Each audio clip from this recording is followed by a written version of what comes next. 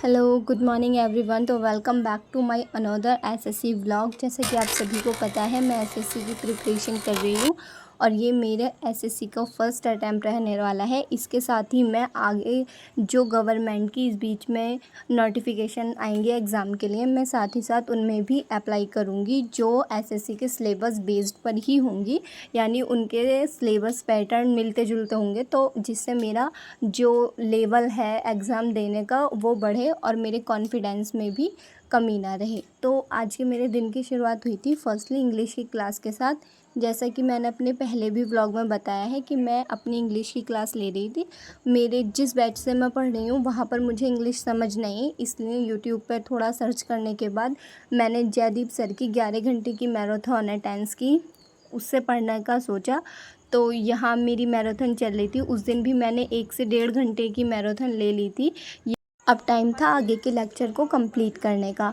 तो इतना लंबा लेक्चर था तो सब कुछ मैं एक साथ तो कवर नहीं कर सकती थी, इसीलिए मैंने टारगेट रखा था कि मैं कोशिश करूँगी कि 1.5 घंटा या 2 घंटे का लेक्चर इंग्लिश का डेली लूँ, जिससे मैं अपना कवर कर सकूं टेंस का टॉपिक। तो यहाँ मैं अपने लेक्चर भी साथ के साथ ले रही थी और उसके साथ नोट्स भी बना रही थी, जिससे बाद में मुझे प्रॉब्लम ना आए। क्योंकि अक्सर ऐसा होता है कि अगर लेक्चर ले लो समझ में आ जाए तो फिर आपका नोट्स बनाने का मन नहीं करता। इसीलिए मैं साथ के साथ लेक्चर लेने के साथ ही अपने नोट्स तैयार कर लेती हूँ, क्योंकि इससे मेरा रिवीजन भी साथ के साथ होता रहता है। मैं आपको भी यही एडवाइस दूंगी कि अगर आप लेक्चर ले रहे हैं अपने थ्योरी वाले सब्जेक्ट की तो आप नोट्स साथ के साथ कवर करें, या कहीं से अगर आपको अपलोड मिल रहे हैं तो आप उन्हें कॉपी कर लें। क्योंकि नोट्स अगर आप रिवीजन कर रहे हैं और उसके टाइम पे आपको नोट्स मिल जाते हैं तो आपकी काफ़ी हेल्प होती है। इसके बाद जो मेरा थोड़ा सा लेक्चर था, मैंने 1 घंटे का लेक्चर लेने के बाद नोट्स कवर करने के बाद मेरे पास टाइम था थोड़ा सा, तो इसलिए मैंने अपना बाकी का लेक्चर जो मेरा रह गया था, टारगेट जो मैंने सेट किया था उसके अकॉर्डिंग मैंने अपना उसे लेने का सोचा, उसे कंप्लीट किया। टेंस की एक्सरसाइज कंप्लीट की अकॉर्डिंग टू बुक्स।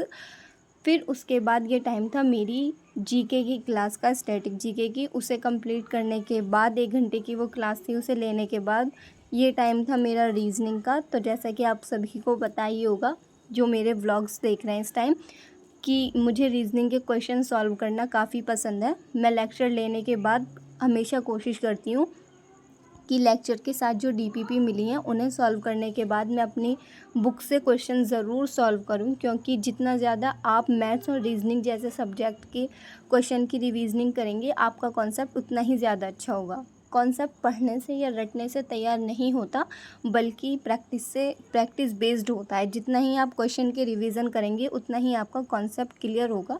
तो यहाँ मैं कोशिश करती हूँ कि मैं रीजनिंग के 40 से 50 क्वेश्चन जो टॉपिक मैं कवर कर रही हूँ वो, और जो मैंने कवर कर लिया है मेरा बैक हो गया है तो मैं उसे भी ज़रूर ही रिवाइज़ करूँ। क्योंकि ऐसा होता है अक्सर कि आप आगे का पढ़ते जाते हो और पीछे का भूल जाते हो, वरना तो पीछे का भूलते भी नहीं हो तो आपका सिलेबस रिवीजन के लिए काफ़ी हो जाता है। इसलिए मैं कोशिश करती हूँ साथ के साथ ही कवर कर लूँ। और यहाँ टाइम था मेरी कंप्यूटर क्लास का, बिकॉज़ मैं टाइपिंग भी साथ के साथ ही अपनी स्पीड बढ़ा रही थी, इसलिए मैंने कंप्यूटर क्लास अभी ज्वाइन की है। वहाँ से आने के बाद मैंने सोचा क्यों ना जितना आज प्रिपरेशन किया है उसे मैं अपने टेस्ट दे के चेक करूँ कितना मैंने आज प्रिपेयर किया है। उसके बाद मैंने 2-3 टेस्ट किए और यहाँ आप मेरे टेस्ट का रिज़ल्ट देख ही सकते हैं। वो कंप्लीट करने के बाद ये टाइम था चिल करने का और अपनी पढ़ाई से थोड़ा सा ब्रेक लेने का। मैंने आज 7 घंटे की पढ़ाई कंप्लीट की और यही था मेरा डेली रूटीन। Thank you.